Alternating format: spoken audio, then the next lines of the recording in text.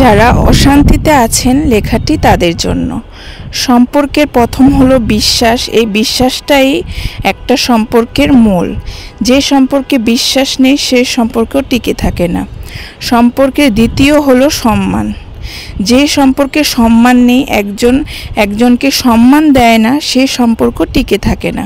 সম্পর্কের তৃতীয় হলো স্যাক্রিফাইস। এই স্যাক্রিফাইসটা যদি দুজনকে স্যাক্রিফাইস করতে না পারে, সে সম্পর্ক টিকে থাকে না। সম্পর্কের মধ্যে তৃতীয় মানুষকে সুযোগ দিবে না, তাহলে ওই সম্পর্ক টিকে থাকবে না। এবার আসি মূল কথায়। একটা সম্পর্কের মধ্যে উপরে 4টি কথাই খুবই গুরুত্বপূর্ণ। বিবাহিত জীবন শুরু করা খুবই কষ্টকর যদি আপনি উপরে 3টি কথা মানতে না পারেন। বিবাহিত জীবনে নানান সমস্যা হবে, সব কিছুকে দোষ ভেবে আলাদা হয়ে যাবেন না। দোষ কোথায় সেটা খোঁজার চেষ্টা করুন, দেখবেন নিজেই সমস্যার সমাধান করতে পারবেন। আপনি জানেন আপনার দোষ, তারপরও আপনি চুপ থাকেন, দেখবেন অনেক সহজ হয়ে গেছে সব কিছু।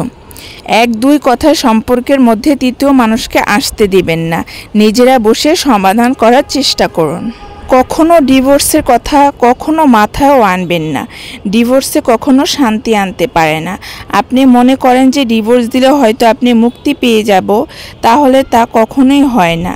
সমাজের 1-2টা ডিভোর্সি ভাই বা বোনদেরকে প্রশ্ন করে দেখুন যে তারা কেমন আছেন, তাদের নিজ পরিবার এবং সমাজে মানুষের সাথে কেমন সম্পর্ক এবং সমাজ তাদেরকে কোন চোখে দেখে, সেটা একবার কল্পনা করুন, নিজেই তার প্রমাণ পেয়ে যাবেন। আপনাদের সম্পর্কের মধ্যে কি সমস্যা, কি কারণে বিচ্ছিন্ন হতে চাচ্ছেন, এইগুলোর সমাধান খুঁজুন। ওই বিষয়গুলো ত্যাগ করতে চেষ্টা করুন, দেখবেন সমাধান আপনার হাতেই। রাগ, অহংকার বা জেদ এগুলো ত্যাগ করে প্রিয় মানুষের সাথে সংসার করতে শিখুন, দেখবেন পৃথিবীতে আপনার মতো সুখী মানুষ আর কেউ হবে না ইনশাআল্লাহ। এইসব কথাগুলো যদি আপনি মানতে না পারেন, তাহলে আপনার জন্য সংসার নয়, আপনি কখনো কোথাও সুখ পাবেন না। প্রথম দিকেই যদি নিজেকে ভালো এবং ভদ্র সাজাতে গিয়ে অন্যায় ব্যবহারকে প্রশ্রয় দেওয়া হয়, তাহলে তার ফল নিজেকেই ভোগ করতে হবে সারা জীবন।